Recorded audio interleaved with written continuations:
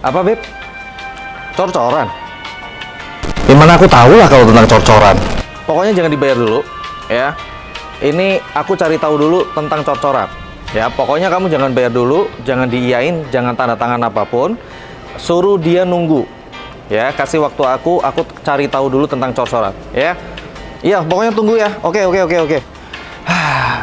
Bentar ya Sobat Siri ya. Saya lagi mau cari orang yang tahu tentang cor-coran. Kalau misalnya kalian memang pengen tahu, ikut aja, nggak apa-apa. Ikut aja, yuk.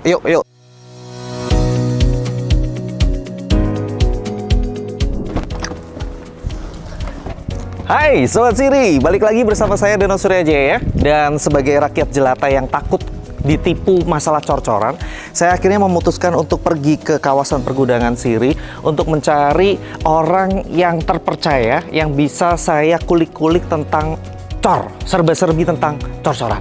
Nah, karena saya udah sering main ke sini dan saya punya channel orang dalamnya Siri, akhirnya saya menemukan seseorang yang sudah ahlinya nih, expert banget. Kayaknya beliau ini setiap hari ya berurusan sama cor. Selamat siang, Bapak Eko. Nah, Pak Eko ini saya percaya dia adalah ahlinya dalam cor-coran gitu kan. Pak Eko, saya mau tanya, ini kan kalau saya lihat ini cor-corannya udah jadi. Ya. Apalagi kalau Sobat Siri melihat episode-episode yang sebelumnya, betul, itu Sobat Siri pasti melihat kita pernah meliput yang lagi proses nih, gitu kan. Nah, Pak Eko, singkat aja. Sambil kita agak sedikit flashback sebelum jadi kayak begini, prosesnya step by step cor-coran tuh perlunya apa aja? Oke Sobat Siri, jadi kalau untuk proses sebelum memulai pengecoran sendiri itu tahapannya biasanya persiapan lahan, lalu kemudian pembesian, maksudnya ya besi yang mau dicor itu apakah sudah sesuai dari ukurannya, spesifikasinya, lalu kemudian tahap selanjutnya membuat backcasting, cetakan cornya sendiri, dipastikan kelurusan, kekokohan. Lalu sebelum memulai proses cor sendiri ada misalnya pembersihan lahan, kesiapan mungkin ada komponen yang ketinggalan, lalu setelah itu pengecorannya seperti itu. Nah, itu hanya singkatnya ya Sobat Siri ya. Kalau misalnya Sobat Siri mau tahu lebih jauh, kayaknya Sobat Siri boleh deh mampir ke video kita yang sudah pernah kita ambil pada saat proses pengecoran. Pak Eko, ini kerasa cepet banget sih pengerjaannya ya. Kayaknya baru beberapa minggu yang lalu saya kesini masih proses dan sekarang udah jadi ya kan. Nah, kalau kasus gudang yang satu ini, itu request apakah ada request tertentu dari klien atau bisakah klien-klien calon-calon klien kedepannya itu request untuk pengecorannya ini harus bagaimana bisa nggak sih? Bisa. Jadi kalau untuk standar di Siri sendiri, kita ambil contoh lantai gudang ini ya. Cor untuk lantai gudang ini standar Siri sendiri itu kita menggunakan K300 sesuai dengan perhitungan dari konsultan kita, analisa beliau, kita menggunakan K300, sudah diterapkan di beberapa gudang untuk penggunaan standar.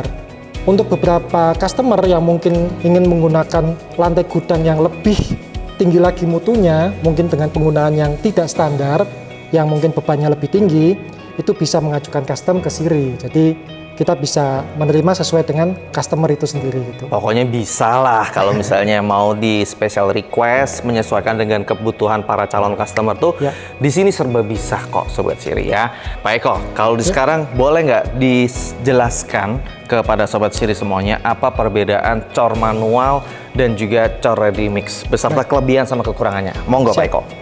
Jadi untuk cor manual sama cor ready mix itu sendiri itu memiliki kelebihan sama kekurangan masing-masing. Kita tinjau dari aspek yang mendasar dulu secara proyek, dari biaya, mutu, dan waktu dulu. Dari aspek biaya, itu untuk cor ready mix relatif lebih mahal daripada cor manual. Karena memang yang pertama kita menggunakan jasa vendor agar mutunya itu terkontrol, terjamin, terjaga. Lalu untuk beberapa kasus itu pengecoran ready mix menggunakan concrete pump untuk membantu penuangan betonnya sendiri agar bisa dicor seperti itu ya.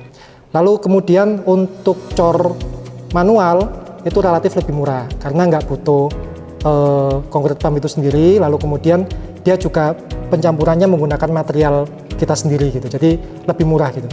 Lalu dari segi mutu seperti yang saya sebutkan tadi, itu cor ready mix lebih terjaga mutunya karena kita menggunakan jasa vendor tadi. Jadi lebih akurat gitu untuk mutunya dibandingkan dengan cor manual. Lalu kemudian untuk proses pengecorannya sendiri dari segi waktu itu si cor ready mix ini lebih cepat karena beton sudah jadi tinggal kita tuang. Sedangkan untuk cor manual itu karena kita harus buat dulu cornya di lapangan. Ramuannya dibuat sendiri dulu. Baru setelah itu kita tuang. Jadi prosesnya 2 kali, lebih lama. Kemudian untuk aspek lain misalnya kayak akses. Untuk akses itu kalau untuk cor ready mix itu karena dia dikirim menggunakan truk molen, truk ready mix, itu dia butuh space, butuh manuver untuk truk ready mixnya sendiri sama tadi yang saya sebutkan concrete pump. Jadi butuh lahan yang lebih besar. Sedangkan untuk cor manual karena dia dikerjakan di lapangan sendiri hanya butuh space untuk namanya mixer molen lebih itu. Kecil lah ya. Lebih kecil, lahannya lebih kecil seperti itu. Lalu aspek selanjutnya dari manpower sendiri, karena tadi untuk pengecoran ready mix itu kita cuma butuh tenaga untuk nuang, jadi kemungkinan rata-rata itu biasanya butuh 3-4 orang untuk bantu nuang sama bantu pemadatan.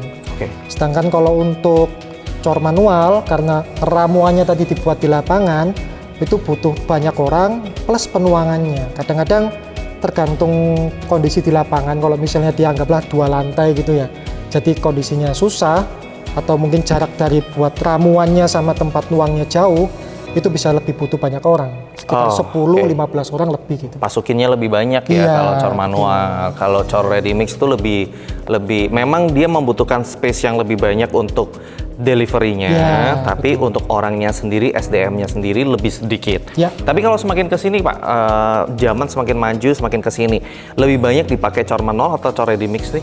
Jadi sebenarnya itu tergantung dari bangunan yang akan dikerjakan ya. Kalau bangunannya bersifat struktur masif yang membutuhkan ketepatan mutu, seperti misalnya mengerjakan jembatan, gedung high rise, atau mungkin pergudangan, itu lebih baik menggunakan ready mix. Sedangkan kalau misalnya rumah tinggal sederhana atau ruko sederhana mungkin bisa menggunakan yang cor manual seperti itu. Tapi kalau Siri sendiri nih, kawasan pergudangan Siri sendiri, memilih cor manual atau cor ready mix atau selang-seling atau standarnya Siri gimana sih Pak? Ya, jadi kalau di Siri sendiri karena kita memastikan mutu yang kita delivery ke konsumen itu terjaga, mutu cor-corannya itu kita lebih menggunakan ready mix. Jadi Sobat Siri tidak perlu khawatir, untuk di Siri sendiri kita menggunakan ready mix yang mutunya sudah terjamin oleh vendor-vendor pilihan dari Siri seperti itu. Tuh Sobat Siri, kalau cor-coran aja pihak Siri bisa menjamin dan menjaga supaya gudang Anda kokoh terjaga. Apalagi kalau Siri menjaga kepercayaan Anda semua untuk memilih kawasan pergudangan Siri. Terima kasih Pak Eko untuk waktunya siang hari ini, terlebih juga untuk ilmunya tentang pengecoran. Terima kasih. Akhirnya saya ngerti apa sih jenis-jenis cor, kenapa harus pakai cor manual, kenapa harus pakai cor ready mix, dan juga semoga Anda Sobat Siri melalui episode kali ini juga semakin paham tentang ilmu cor-coran dan juga semakin mantap untuk memilih kawasan pergudangan Siri untuk menjadi sahabat bisnis Anda semua. Kalau suka dengan episode kali ini, silahkan subscribe kita, like, comment, share ke teman-teman semuanya juga. Sambil Anda juga memantapkan, kalau misalnya Anda juga mau konsultasi, silahkan kontak saja untuk kontak person yang sudah tertera di layar kaca ini, karena teman-teman dari Siri siap memberikan konsultasi terbaik untuk Anda semua. So, kapan serah terima unitmu di Siri?